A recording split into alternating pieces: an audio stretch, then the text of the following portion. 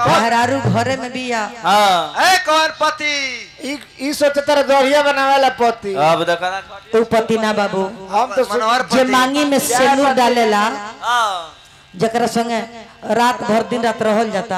एकरा का बुझे एकरा कोनो मांग में सेनूर डालल बस ई जादू आ इनका भड़ेर चढ़बो ना करी ना ई त नाला पर फुकाई बात एकरा का बुझाता।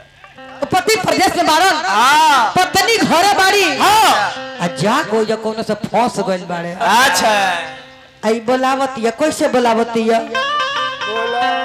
बोलाओ भतरू को बोलाओ वहां से। ए देवर बबुआ का अपन भैया के नंबर रख ले बानी।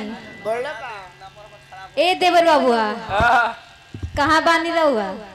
जगह है पर बानी पहले मोबाइल फंस लई मोबाइल का फूफा हवन ई तो नयका मोबाइल लागत। हां अरे ये मोबाइल है केचोदा।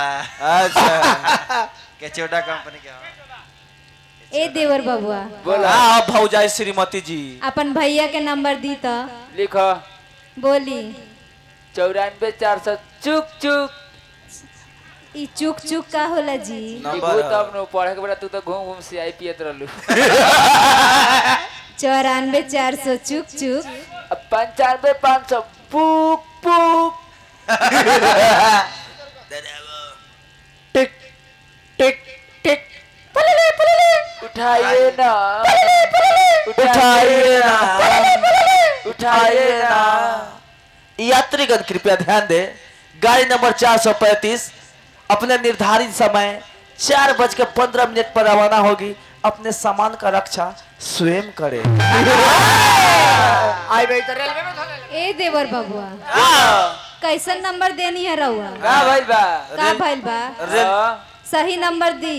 लिखो राउर भैया से हमार बात करे के बेचैनी धर ले बा। दोसर लिखो बोली 95 500 हाड़ी में।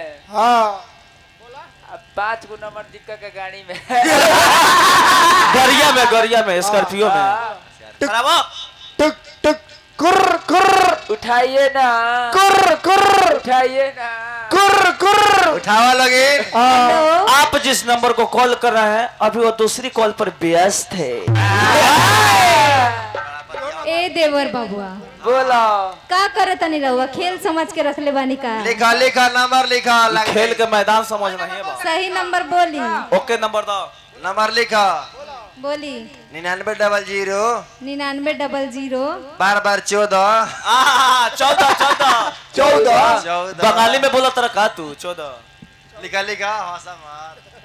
12 14। हाँ 12 12 14 एक साथ फिर 3 3 14 धरावो 53 14 नया नंबर टिक टिक फुर फुर उठाइए। फुर फुर एक्सचेंज ऑफिस में गैस हो गई बा का? फुर फुर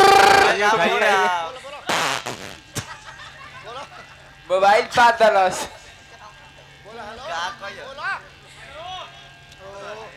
हेलो हेलो के राजा जी? का तो तेरा प्रजा जी बुझाई थे बोला आगे। ए राजा जी राउर गोड़ छुके गोड़ लगत है। खुश रहा है गृहलक्ष्मी बोला इतना रात के इतना रात के रहुआ के का बुझाई? इतना रात के कि और सुबह के? बताइबू तो 4 गो बच्चा छोड़ के चल गए बानी रहुआ। कहां बार तो तनी वीडियो कॉलिंग पर दिखाओ कोनी के। हाई छोटका लड़का के मुंह सूख आई राम हो रहा मुंह तो सर्वा साफ खाच रहा बाबू पार्ले जिला लोटे लगी भुइया में। ए राजा जी बोला रहुआ कब आए?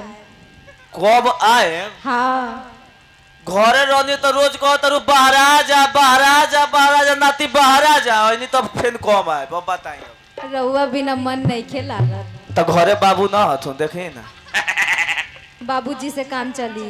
अरे तो फिर रहुआ से काहे बिया कहीं? तो सब्जी उब्जी बाजार से ना ला दी है काम ना नहीं, बाबू का- सब्जी ने ला दी। बाबू का मेन पुरसिया काम तुरवा ले।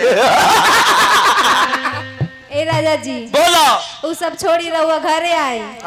एक दो गो मुठ मीठ बोलबो तो आ जाए। मीठ बोला मुठ बोला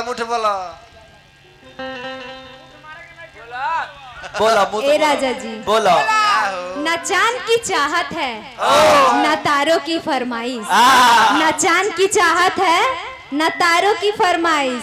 बस तू मुझे हर जन्म मिले बस यही मेरी ख्वाहिश। बड़ा निक बोला तारू है धनिया एक दूगो और बोला नु कि अब साफ चौहर के गाड़ी पर चली आई गाड़ी पर